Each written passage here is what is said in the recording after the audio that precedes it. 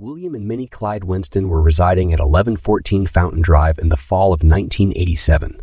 They had been there for more than 20 years. Minnie was 77 years old and William was 79. They had raised 3 children, all of whom were adults at the time of the event. William was in terrible condition, with Minnie providing much of his care. His kidneys were failing, and he required dialysis on a regular basis. On the evening of September 8, 1987, Minnie Winston was having a shower at her Atlanta home. When she exited the shower, she noticed bloodstains on the tiled floor that appeared to be spraying through the bathroom like a sprinkler, as she subsequently remarked to the press later. Minnie, alarmed, hurried to her husband, William, who was asleep in their bedroom. They investigated the blood, which was largely made up of small droplets.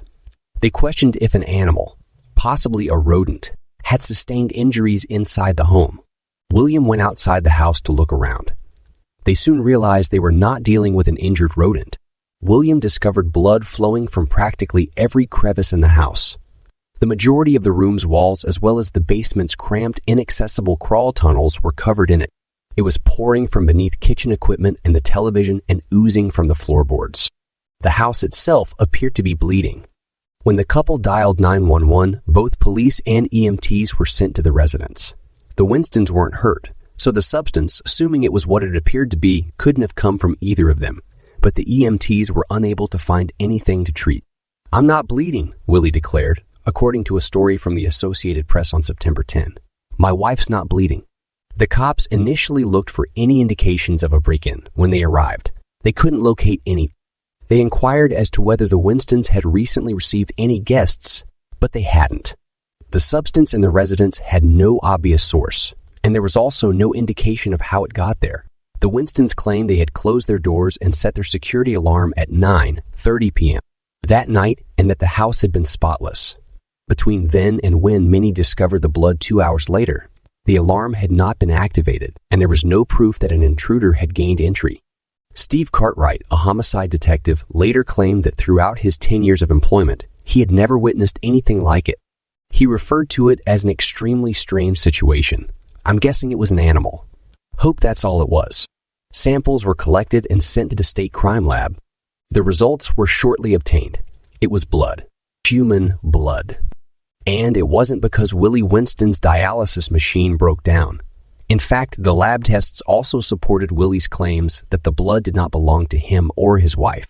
The tests revealed that the blood found on the walls and floors of 1114 Fountain Drive was type O, and both the Winstons had type 8 blood.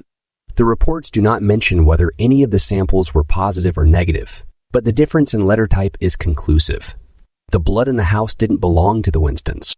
The blood itself was strange enough for the police to be perplexed, but they were even more baffled because they couldn't determine whether there was a crime to begin with.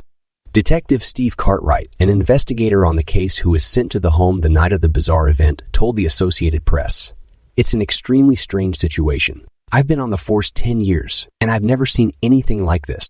In any case, there didn't seem to be agreement among those doing the investigation. The director of the state crime lab, Larry Howard, told the press, "It could be a homicide. It could be a hoax." But according to a spokesperson, police were not assuming it was a hoax. If that were the case, she said, "I'm sure they wouldn't still be investigating it." Nevertheless, Police Lieutenant Horace Walker was quoted by the New York Times as claiming on September 12, "We have no leads at this time.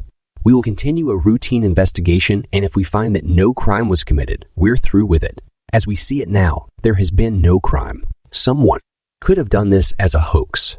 It concerns me that we don't have any answers." Larry Howard once more indicated in that same New York Times article that he didn't think the occurrence was evidence of a murder. The blood experts on the scene, according to Howard, are not impressed, that it is a homicide, and neither was he. The story became a sensation in 1987, and the Winston home became a hotspot for reporters and amateur detectives. The Winstons were frequently barraged with phone calls and house visits, which deeply irritated them. The Winstons, who openly expressed their annoyance with the persistent phone calls and gawkers, were regularly quoted in news reports. "I still don't know where the blood came from, and I'm tired of all these people asking me all these questions. If anybody comes here today, I'm not going to open it. My door," Minnie Winston told reporters on September 10. "The phone rang all night, people asking me questions." She continued, "I'm fed up with all of this." After the heat subsided, Kurt Rollet, an independent journalist, carried out his own inquiry. Minnie consented to an interview, but Rollet soon encountered a roadblock. Minnie was unwavering in her belief that the substance was rust and mud mixed with water. Rollet thinks that Minnie was both in denial about the facts and did not want to relive the notoriety surrounding the case. She allegedly said if the substance had been blood, she would not be willing to stay in the house anymore. However, the Georgia State Crime Laboratory did certify that the substance was human blood. Haunting, spirits, and poltergeist theories abound in this case. The Winstons were frequently questioned if they had ever witnessed any paranormal activity inside of their house. They denied it, saying that in the 22 years they had lived in the house, this was the first time this had happened. Another theory holds that the blood was a cruel joke perpetrated by a member of the Winston family. There were reportedly conflicts between the elderly couple and their adult children.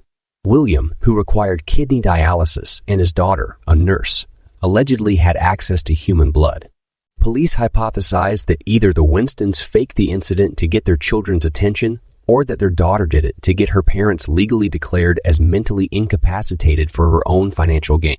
Neither of these theories were proven, however.